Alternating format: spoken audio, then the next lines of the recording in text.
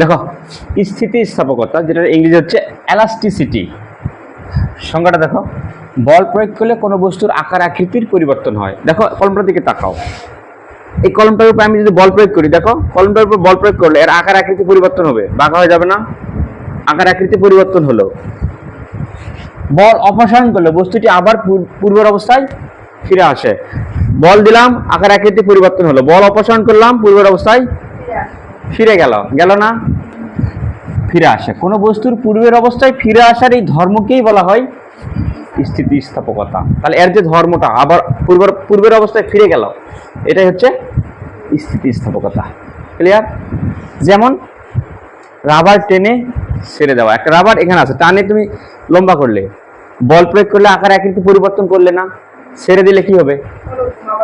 আগের অবস্থায় ফিরে আসবে। তাহলে এই ধর্মটার নামই হলো স্থিতিস্থাপকতা বা এলাস্টিসিটি। দেখো, স্থিতিস্থাপক সীমা বা পাল্লা একই কথাই, কিন্তু অনেক সময় সীমাও বলবে, আবার কোনো সময় পাল্লাও বলবে। বল প্রয়োগ করলে আমরা জানি এটা, যে বল প্রয়োগ করলে কোনো বস্তুর আকার আকৃতির পরিবর্তন হয়, আবার বল অপসারণ করলে বস্তুটি আবার পূর্বের অবস্থায় ফিরে আসে। কিন্তু দেখো, বল বৃদ্ধি করতে করতে একটি নির্দিষ্ট পর্যায়ে নিয়ে গেলে বস্তুটি আর পূর্বের অবস্থায় ফিরে যেতে পারে না। বলের এই সর্বোচ্চ সীমাটা, ওই সীমাটাই হলো ওই বস্তুর জন্য স্থিতিস্থাপক সীমা বা পাল্লা। যেমন ধরো প্র্যাকটিক্যালি একটু ভাবো, এই কলমটার উপর বল প্রয়োগ করলাম, দেখো মনে করো 10 নিউটন বল প্রয়োগ করলাম, কলমটা তার আকার আকৃতি পরিবর্তন করলো না? তো 10 নিউটন বল আমি অপসারণ করলাম, কি হলো? আগের অবস্থায় ফিরে গেল। এবার 20 নিউটন বল প্রয়োগ করলে আগের মতো কি আর আগের চেয়ে বেশি হবে না কম হবে? আকার আকৃতি পরিবর্তন বেশি হলো। তাহলে 20 করলাম, এরকম করতে করতে আমি যদি 100 নিউটন বল প্রয়োগ করি, কলমটা খুবই বেশি বাঁকা করি, 100 নিউটনে খুব বেশি বাঁকা করি, তো কলমটা কি আগের অবস্থায় ফিরে যাবে? যাবে না। যেরকম ছিল, খুব খুব বেশি বল প্রয়োগ করলাম, একটা নির্দিষ্ট সীমা পর্যন্ত নিয়ে যায়, করার পর ছাড়ে দিলে কিন্তু আর সোজা হবে না, কিন্তু দেখিছো? তাহলে সর্বোচ্চ যে বল পর্যন্ত ও তার নিজের আকৃতি বজায় রাখতে পারবে, ওই যে সর্বোচ্চ বলের যে পাল্লাটা, ওটাই হচ্ছে স্থিতিস্থাপক সীমা বা পাল্লা। বিকৃতি, বিকৃতি বুঝি না আমরা, আকার আকৃতি পরিবর্তন হয়, এই তো নাকি? ওকে, তাহলে এই বিকৃতি হচ্ছে, আচ্ছা সংজ্ঞাটা আগে বলি। বিকৃতি কোনো বস্তুর একক মাত্রার পরিবর্তন, একক মাত্রার পরিবর্তন। এই পরিবর্তনটা এখন দৈর্ঘ্য পরিবর্তনও হতে পারে। দৈর্ঘ্য এরকম আছে, টান দিয়ে লম্বা করলাম, তাহলে দৈর্ঘ্য পরিবর্তন হলো না? হয়েছে। আছে, দেখো এরকম একটা ক্ষেত্রফল আছে, তো এটা কি করলাম আমি, চারিদিক দিয়ে মনে করো রুটির চারিদিক দিয়ে টানে বড় করলাম, তাহলে এর কি পরিবর্তন হলো? ক্ষেত্র পরিবর্তন হলো, আয়তন পরিবর্তন হলো, আর কি হলো? ক্ষেত্র পরিবর্তন হলো নাকি? ওকে। এবং আরেকটা জিনিস, এরকম একটা রুবিক্স কিউব আমার হাতে ছিল, আমি কি করলাম, এটাকে চারদিক দিয়ে চাপ দিয়ে ছোট করলাম, তাহলে কি পরিবর্তন করলাম আমি? আয়তন পরিবর্তন করলাম। তার মানে এই বিকৃতি হলো একক মাত্রার পরিবর্তন নাকি? এখন এই পরিবর্তনটা হতে পারে দৈর্ঘ্য, হতে পারে ক্ষেত্র, হতে পারে আয়তন। যদি দৈর্ঘ্য পরিবর্তন হয় তাহলে ওটাকে বলা হবে দৈর্ঘ্য বিকৃতি। যদি ক্ষেত্র পরিবর্তন হয় তাহলে ওটাকে বলা হবে ক্ষেত্র বিকৃতি। যদি আয়তন পরিবর্তন হয় তাহলে সেটা হবে আয়তন বিকৃতি। কিন্তু দুঃখের বিষয়, তোমাদের বইয়ে কোনো কিছুই নাই। তোমাদের বইয়ে শুধুমাত্র যা আলোচনা আছে তোমাদের এই ক্লাস এসএসসি লেভেলে, বিকৃতি মানেই হলো দৈর্ঘ্য বিকৃতি বোঝানো হয়েছে। আর যত অঙ্ক আসবে সব এই দৈর্ঘ্য বিকৃতি। এই যে ক্ষেত্র বিকৃতির কথা তোমাদের বইয়ে নাই, আয়তন বিকৃতি এটা নিয়ে আলোচনা নাই বা অঙ্কও নাই, শুধু জাস্ট একটু সামান্য কথা আছে আয়তন বিকৃতি কাকে বলা হয়। বুঝতে পারছো? ওকে, তাহলে যত আলোচনা সব হবে দৈর্ঘ্য বিকৃতি নিয়ে আমাদের। ওকে, দেখো সংজ্ঞাটা দেখো, দৈর্ঘ্য বিকৃতি। আমি আসলে বিকৃতি থেকেই আমি আসলে এই তিনটা সংজ্ঞা দিব। এই মূল সংজ্ঞার মধ্যে তিনটা সংজ্ঞা ঢুকে আছে। দেখো, কোন বস্তুর দৈর্ঘ্য বিকৃতি, কোন বস্তুর একক মাত্রার পরিবর্তন। এখন কি পরিবর্তন? যদি এখানে বলো কোন বস্তুর একক মাত্রার দৈর্ঘ্য পরিবর্তনকে বলে দৈর্ঘ্য বিকৃতি। তাহলে যদি বলা হয় ক্ষেত্র বিকৃতি কাকে বলে? কোন বস্তুর একক মাত্রার ক্ষেত্র পরিবর্তনকে বলা হয় ক্ষেত্র বিকৃতি। আয়তন বিকৃতি, কোন বস্তুর একক মাত্রার আয়তন পরিবর্তনকে বলা হয় আয়তন বিকৃতি নাকি? আমরা এবার একটু হিসাব করে দেখব দৈর্ঘ্য বিকৃতি, আমরা একটু হিসাব করে দেখবো যে দৈর্ঘ্য বিকৃতি কতটুকুন হচ্ছে, ক্যালকুলেশন করব। দেখো একটা বস্তুর দৈর্ঘ্য ছিল, আদি দৈর্ঘ্য যেটা সেটা হচ্ছে এল নট, বা এখানে ছোট হাতের এল দ্বারা প্রকাশ করা যাবে, কোনো সমস্যা নেই, কিন্তু ছোট হাতের এল যেটাই বলো না কেন। অথবা এক কাজ করতে পারো তুমি, এটা হচ্ছে L1 আর এটা হচ্ছে L2, একই ব্যাপারই, তোমার যেটা ভালো লাগে তোমার। এটা L1, এটা L2, ক্লিয়ার? ওকে, তাহলে আমরা প্রকাশ করতেছি এটা হচ্ছে এল নট, আগে দৈর্ঘ্য ছিল এল নট, পরে এক বস্তু কিন্তু একটাই, এটা ভাবো না এটা একটা বস্তু এটা আরেকটা বস্তু না, একটা বস্তুই। প্রথমে ছিল এল নট, পরে কি করেছি বস্তুটাকে টান দিয়ে লম্বা করে দৈর্ঘ্য কি করেছি, বেশি করেছি, তাই না? দৈর্ঘ্যটা বড় করেছি, করে কত হয়েছে এবার এল হয়েছে। এখন বলো তো দৈর্ঘ্য পরিবর্তন কতটুকুন হলো? এল নট থেকে এল বাদ দিব নয়, তুই ভুলভাল বলিস কেন? বড় কোনটা? এল মাইনাস এল নট, এটা হচ্ছে আমাদের দৈর্ঘ্য বিকৃতি, সরি দৈর্ঘ্য বিকৃতি না, দৈর্ঘ্য পরিবর্তন। হ্যাঁ দেখো, দৈর্ঘ্য পরিবর্তনকে আমরা প্রকাশ করি এইটা দ্বারা, যে কোনো পরিবর্তনকে পরিবর্তনের সামনে আমরা একটা ডেল দেই, ডেল এল নাকি, ডেল এল সমান সমান এল মাইনাস এল নট। তোমরা আমাকে একটু চিত্রে বলো তো কোনটা ডেল এল, দৈর্ঘ্য পরিবর্তন কোনটা? এই যে দেখা, এই যে এতটুকুন আছে না, এই যে এতটুকুন আছে না, এইটাই হচ্ছে আমাদের ডেল এল, দৈর্ঘ্য বৃদ্ধি। বুঝতে পারিস? ওকে, দেখো তো এটা তো দৈর্ঘ্য বৃদ্ধি হলো, কিন্তু একক মাত্রায় তো হলো না নাকি? একক মাত্রায় মানে একক দৈর্ঘ্যে, এটা কত দৈর্ঘ্যে বৃদ্ধি হয়েছে? এটা এল নট দৈর্ঘ্যে, তাই না? তাহলে এল নট দৈর্ঘ্যে বৃদ্ধি হয়েছে, ডেল এল বা এটা না, একই কথা, কিন্তু ডেল এল বা এল মাইনাস এল নট দুটো কিন্তু একই জিনিস। তাহলে এল নট দৈর্ঘ্যে পরিবর্তন হয়েছে এতটুকুন, তাহলে একক দৈর্ঘ্যে কত পরিবর্তন হবে? এটা ভাগ এটা না, হ্যাঁ তাকাও এদিকে, তাকাও প্র্যাকটিক্যালি দেখো, এইটা ছিল 10 মিটার নাকি, এটা ছিল 10 মিটার, টানে লম্বা করে নিয়ে গেলাম, এটা হলো মনে করো যে 12 মিটার নাকি, তাহলে দৈর্ঘ্য কতটুকুন বৃদ্ধি পাইছে, পরিবর্তন হয়েছে কতটুকুন? কত মিটারে? 2 মিটার হয়েছে, 10 মিটারে হয়েছে 1 মিটারে, তাহলে কত? তাহলে আমরা লিখতে পারি না যে 10 মিটার এ পরিবর্তন বা বৃদ্ধি একই কথাই তো, 10 মিটারে পরিবর্তন হচ্ছে 2 মিটার, তাহলে অতএব 1 মিটারে পরিবর্তন, তাহলে কি হবে? উপরে 2 মিটার, নিচে 10 মিটার। এখন এই দুইটা মানে কি? এটা বৃদ্ধি না, এটা মানে কি? ডেল এল না, আর এই 10টা কি ছিল?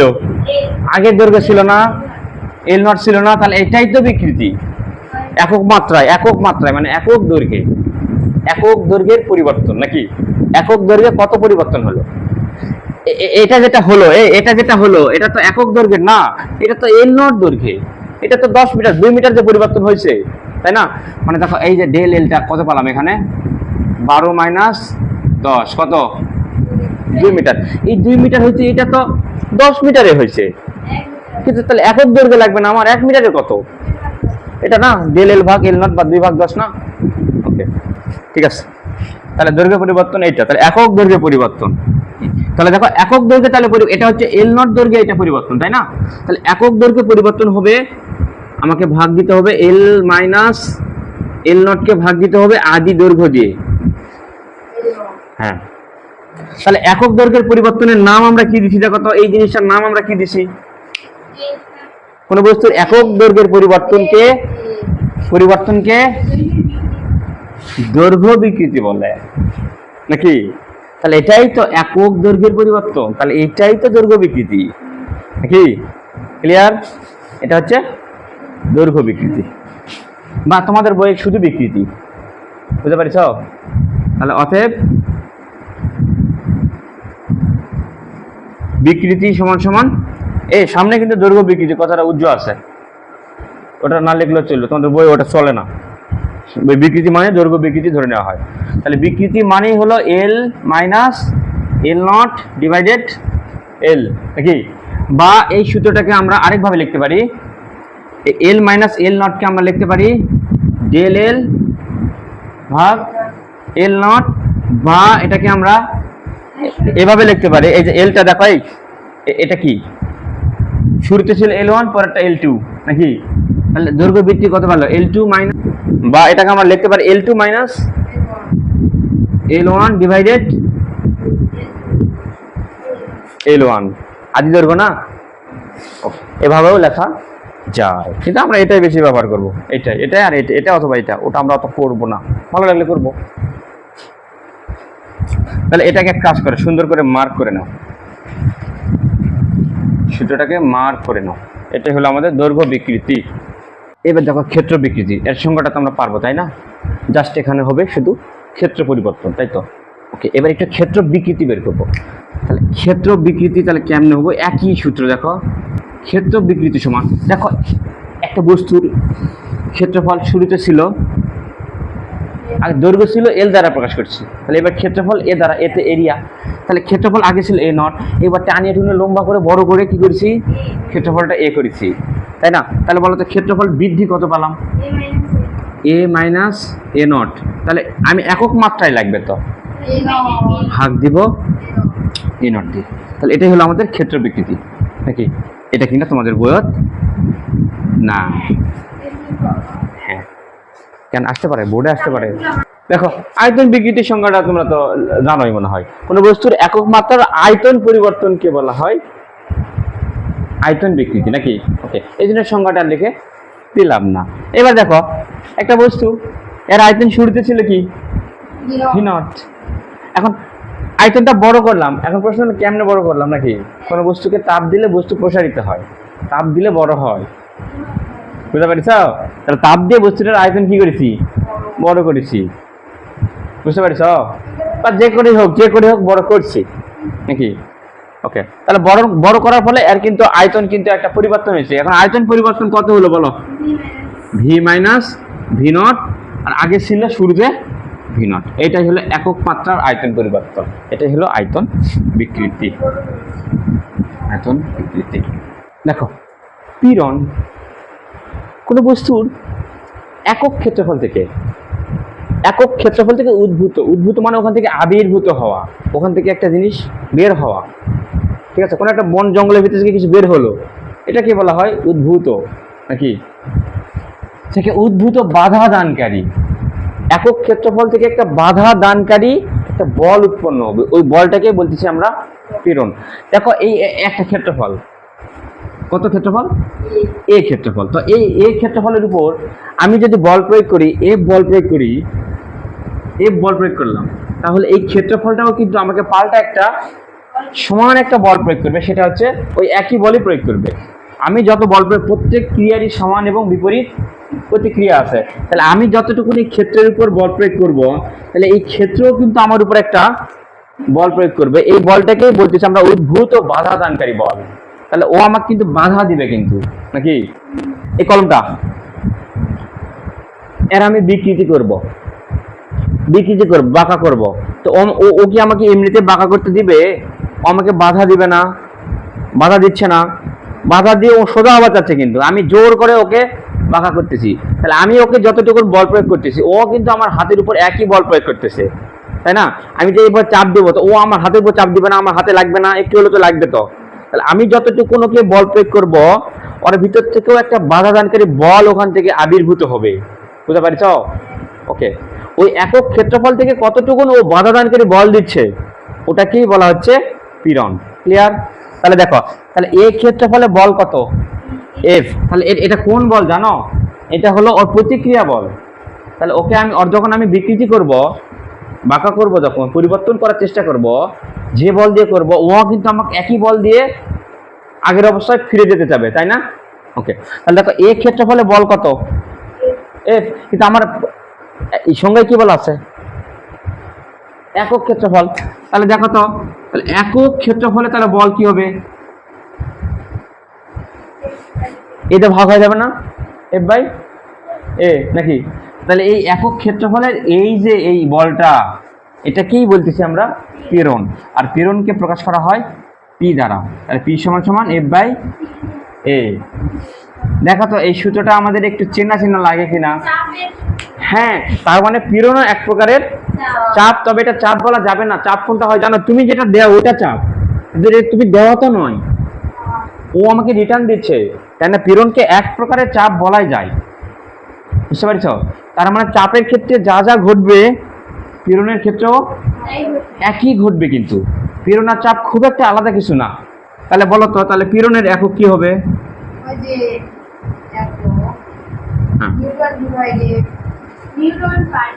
তাহলে পীড়নের একক হবে নিউটন পার বর্গমিটার। প্রতি বর্গমিটারে কত নিউটন বল বা প্যাসকেল।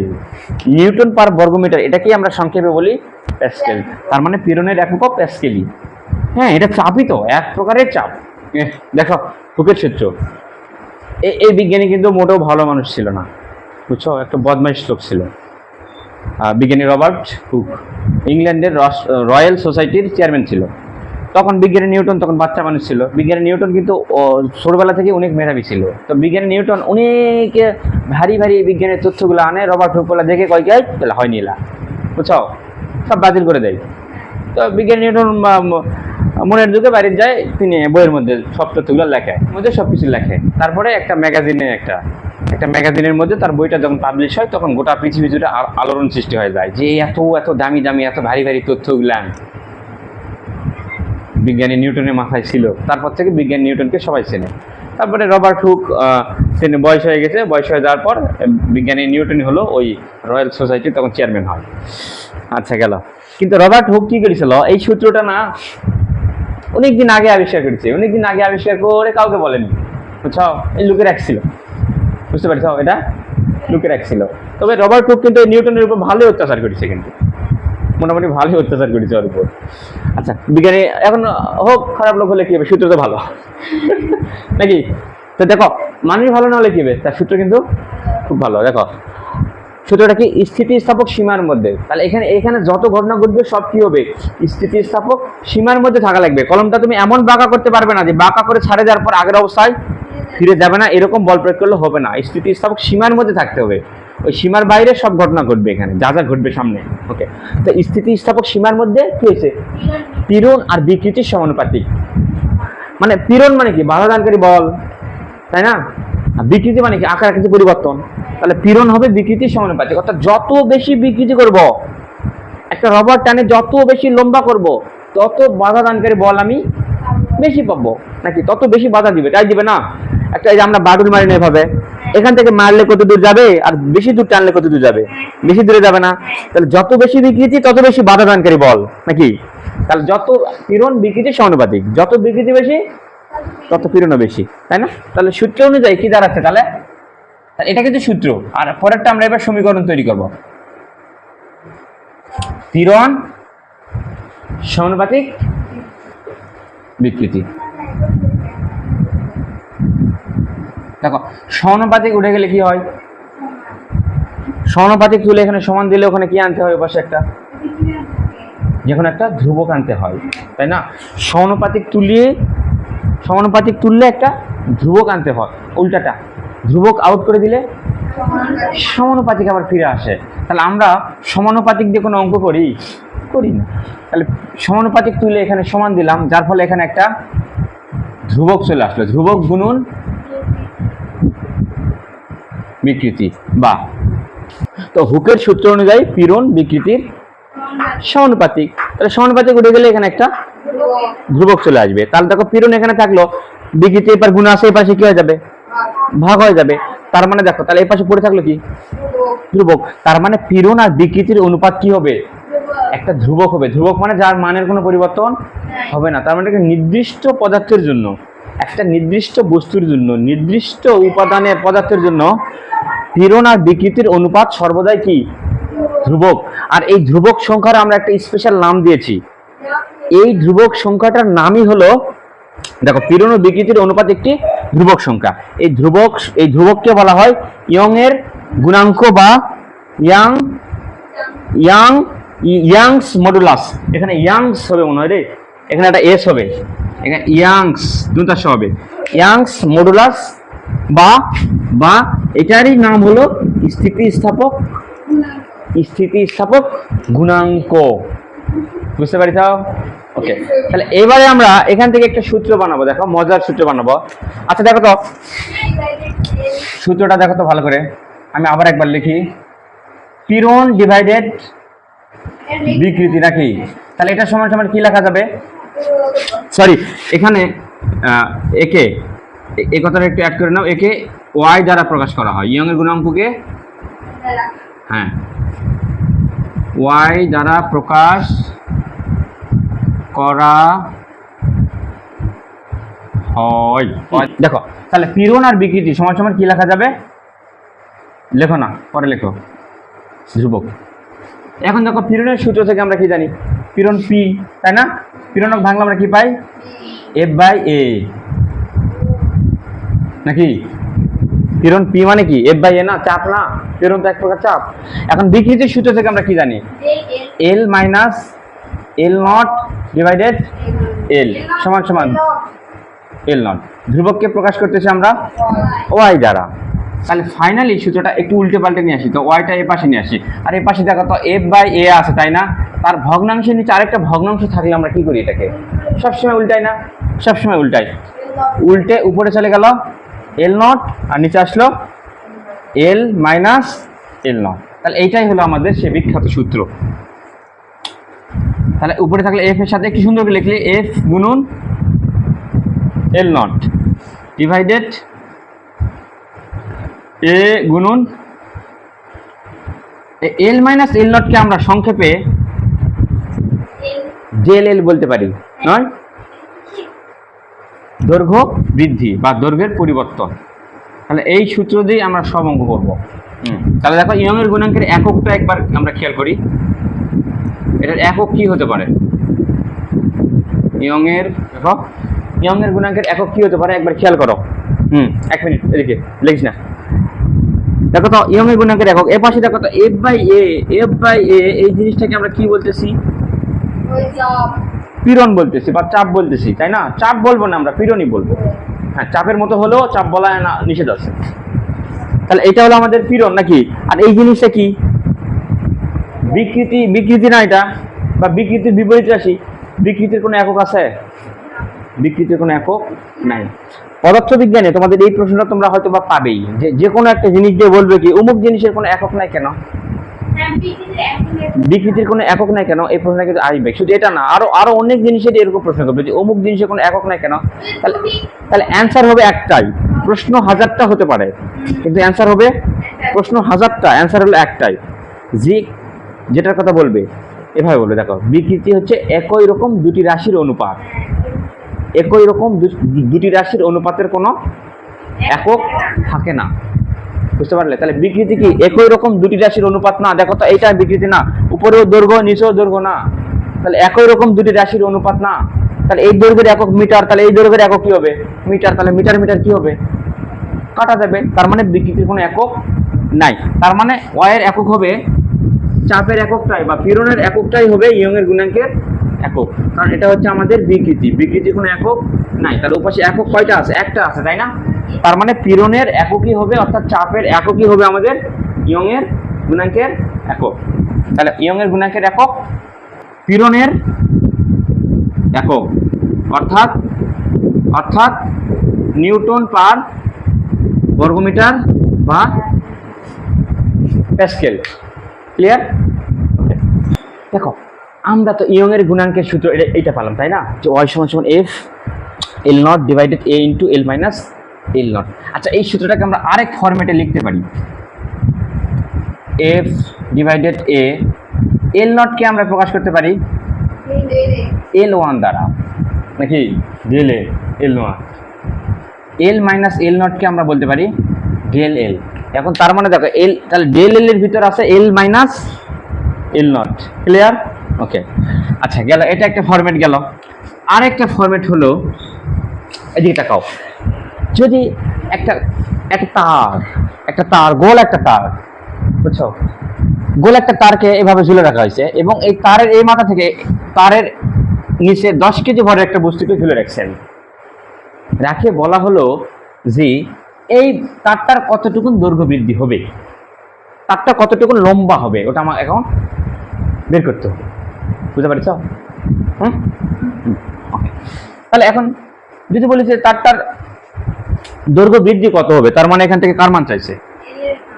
ডেল এল এর মান চাইছে। দৈর্ঘ্য বৃদ্ধি কত হবে, যদি বলতো তারটার দৈর্ঘ্য কত হবে, কার মান চাইছে? তখন এল এর মান চাইছে। কিন্তু যদি বলা হয় তারটার দৈর্ঘ্য কত হবে, মানে সেই দৈর্ঘ্য চাইছে, এল নট দেওয়া আছে, তার মানে আমাকে এল বের করতে হবে, মানে এইটা বের করতে হবে, ঠিক আছে? হ্যাঁ, উপরেরটা। আর যখন বলবে দৈর্ঘ্য কত বৃদ্ধি পাবে, তখন তখন আমরা এল মাইনাস এল নট আমি লিখবো না, তখন ডেল এল লিখবো। ডেল এল এর মানটাই আমি বের করবো। কিন্তু ঝামেলাতে এই জায়গায় না, ঝামেলা অন্য জায়গায়। ঝামেলা হলো এখন বলতে এই যে এর পরিচয়টা কি? কোথাকার ক্ষেত্রফল? এই যে তারের প্রস্থচ্ছেদের ক্ষেত্রফল, এই জায়গার ক্ষেত্রফল। এই যে এইটা হলো এ, তারের প্রস্থচ্ছেদের ক্ষেত্রফল, বুঝতে পারছ? তার এই জায়গাটা দেখো, এই জায়গার ক্ষেত্রফল, বুঝতে পারছ? প্রস্থচ্ছেদের ক্ষেত্রফল, ওকে। কিন্তু বলা তো এই জিনিসটা দেখতে কার মতো লাগতেছে?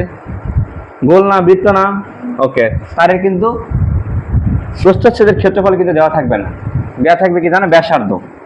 তখন আমরা এটা ভাঙে এই যে এটা হয়ে যাবে তখন পাই আর স্কয়ার।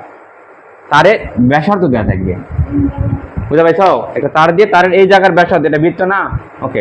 তখন আমরা একে ভাঙলে লিখবো এখানে পাই আর স্কয়ার, ক্লিয়ার?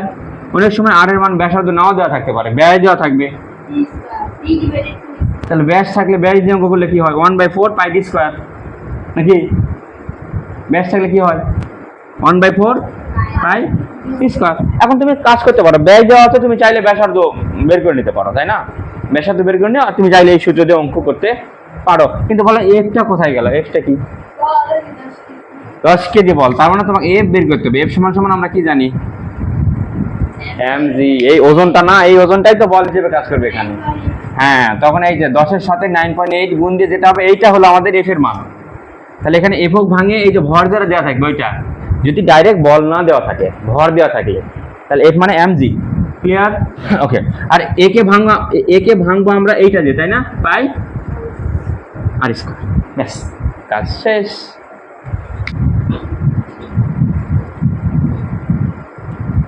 এল দেখো, কিছু পদার্থের একটু ইয়ং এর গুণাঙ্কের মান আমরা দেখবো এখানে। দেখো, লোহার ইয়ং এর গুণাঙ্কের মান হচ্ছে 200 কি কিসে দেওয়া আছে? এককটা দেখো, গিগা প্যাসকেল, মাইক্রো, মেগা আছে না? মেগা মানে হলো 10 লক্ষ, আর গিগা মানে হচ্ছে 10 পাওয়ার 9, আর মেগা মানে হলো 10 পাওয়ার 6, আর গিগা মানে 10 পাওয়ার 9। তাহলে দেখো, লোহা হলো এত গিগা প্যাসকেল, কিন্তু অঙ্ক না কোনোদিন গিগা প্যাসকেলে হয় না, অঙ্ক হয় সবসময় প্যাসকেলে। তাহলে লোহাকে ওটা প্যাসকেলে নিয়ে গেলে আমরা একটু সাইড নোট করতে পারি। দেখো তো, 200-র সাথে আমি যদি 10 পাওয়ার 9 গুণ করে দিই, তাহলে এটা সাইন্টিফিক মুডে কি হবে? দেখো, 0.9 মানে কোথায় আছে? ভালো করে তাকাও, 0.9 মানে এখানে আছে, কিন্তু সাইন্টিফিক মুডে কোথায় নিয়ে যেতে হবে? যে কোনো এক ঘর পর, এক ঘর এখানে যেতে হবে, তাই না? তাহলে 2 গুণন, তাহলে পয়েন্ট এদিক থেকে এদিকে আসলে 10 পাওয়ার বাড়ে, তাহলে 10 পাওয়ার 11। এই তাহলে 2 গুণন 10 পাওয়ার 11 এত প্যাসকেল বা নিউটন পার বর্গমিটার, যেটাই হোক। তাহলে এটা গেল। তাহলে তামার ক্ষেত্রে, এবার তামার ক্ষেত্রে দেখো, 117 গুণন 10 পাওয়ার 9, তাহলে পয়েন্ট এক ঘর আগে নিয়ে আসলাম, তাহলে 1.17 গুণন 10 পাওয়ার 11, তাহলে 1.17 গুণন 10 পাওয়ার 11, বিশাল মান এগুলা। তাহলে এটা গেল তামার ক্ষেত্রে গেল। এবারে হীরার ক্ষেত্রে দেখো তো, হীরার কিন্তু বিশাল, 1220 গুণন 10 পাওয়ার 9, তাহলে এ পয়েন্ট এখান থেকে এক ঘর, 2 ঘর, এবারে 3 ঘরে আগালো। কিন্তু কত হলো? আমাকে একটু সাহায্য করো। 1.22 নাকি? পয়েন্টের পরে শূন্যের কোনো দাম নাই, গুণন কত? 10 পাওয়ার কত হলো? 1 2 3 9 3, হীরার ক্ষেত্রে কিন্তু 12 হয়ে গেল। 1.22 গুণন 10 পাওয়ার 12। রাবারের ক্ষেত্রে আমাকে একটু সাহায্য করো। 0.01, এই এখানে একটু ভুল হয়েছে, ঠিক করে নাও তো। 0.01 থেকে 0.1, রাবারের আবার রেঞ্জ আছে, বুঝছো? একটা রেঞ্জ আছে, 0.01 থেকে 0.1 1, তাহলে 0.1 গুণ করে দিয়ে 10 পাওয়ার 9। এইবার পয়েন্ট কিন্তু ওইদিকে যাবে, এবার পয়েন্ট কিন্তু ওইদিকে যাবে। কয় ঘর আগাচ্ছে দেখো তো, 1 ঘর 2 ঘর, মানে 1 গুণন, তাহলে 10 পাওয়ার কমে যাবে, 9 থেকে 2 ঘর কমে যায় কত হবে, 7 হয়ে যাবে, 10 পাওয়ার 7। তাহলে 1 ইন্টু 10 পাওয়ার 7 নাকি? ও এককগুলো দেওয়ার দরকার নাই, এককটা আমি উপরে লিখে দিচ্ছি, ওখানে উপরে লিখে দিচ্ছি। তাহলে এত থেকে এই যে এটার জন্য এবার দেখো 0.1 এর সাথে গুণ দিলাম 10 পাওয়ার 9, তাহলে 1 গুণন 10 পাওয়ার 8। হ্যাঁ, এত থেকে 1 গুণন 10 পাওয়ার এই 7টা উপরে হবে। এটা হচ্ছে আমাদের স্থিতিস্থাপকতা বিভিন্ন পদার্থে।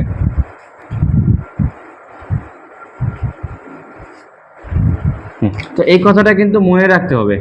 দেখো তোমাদেরকে একটা বিষয় মনে রাখতে হবে, যে পদার্থের ইয়ংয়ের গুণাঙ্কের মান বেশি তার স্থিতিস্থাপকতাও বেশি। অর্থাৎ ইয়ংয়ের গুণাঙ্ক আর স্থিতিস্থাপকতা দুটো আলাদা কিছু না। স্থিতিস্থাপকতা মানেই হলো ইয়ংয়ের গুণাঙ্ক বা ইয়াংস মডুলাস। ক্লিয়ার? ওকে। তো যার ইয়ংয়ের গুণাঙ্কের মান বেশি, সে পদার্থ তত বেশি শক্ত, সে তত বেশি মজবুত এবং বেশি ভার দিতে পারবে। ও টানে তুমি অত সহজে ছিঁড়তে পারবে না, সহজে, ও শক্ত বেশি। ক্লিয়ার? এখানে তাকে দেখো তো, লোহার কত 200, হীরার কত 1220। এখান থেকে কি বুঝলে? লোহার চাইতে হীরা অনেক বেশি শক্ত, বেশি ভার নিতে পারবে, সহজে ছিঁড়বে না, সহজে ভাঙা যাবে না। দেখো তামা কিন্তু লোহার চাইতে কিন্তু তামা কম, তামা এক না, নরম না। ওকে। ও কোশ্চেনে কিন্তু তোমাদের বলবে না যে ওয়াই এর মান বের করো, ইয়ং এর গুণাঙ্কের মান বের করো। দুটা তার দিবে, এরকম দুটা তার দিবে, এরকম দুটা তার দিয়ে বলবে যে কোন তার বেশি ভার নিতে পারবে। কি প্রশ্ন করবে? কোন তার বেশি ভার নিতে পারবে, মানে কি চাইছে বলো তো?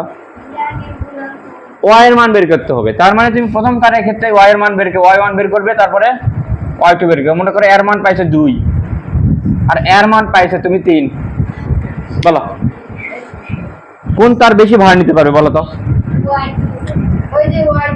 দ্বিতীয় তার বেশি ভার নিতে পারবে। প্রশ্ন করছে কোন তার বেশি শক্ত?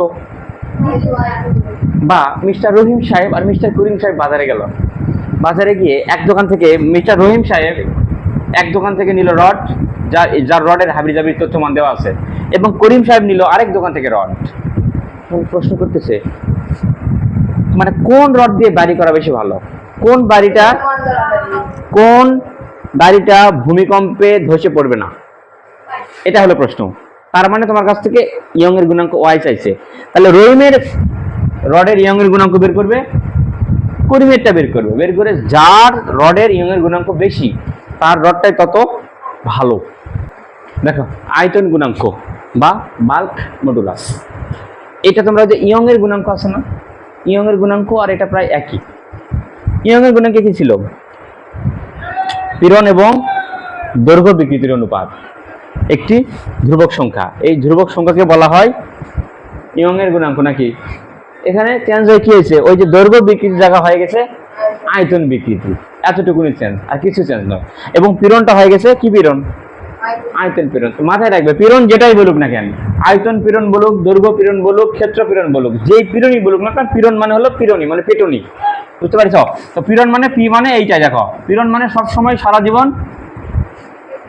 এটা তাহলে আমরা ভুল করো না। এই দৈর্ঘ্য পীড়নের বেলায় এফ বাই এ, তাহলে আয়তন পীড়নের বেলায় তাহলে এফ বাই ভি না, পীড়ন মানে পীড়নই, কিন্তু পীড়নের সংজ্ঞায় বলা আছে একক ক্ষেত্রফল থেকে, তাই না? সবসময় নিচে কি থাকবে? ক্ষেত্রফল। পীড়ন মানে সারা জীবন এফ বাই এ, সেটা যেই পীড়নই হোক না কেন। ক্লিয়ার?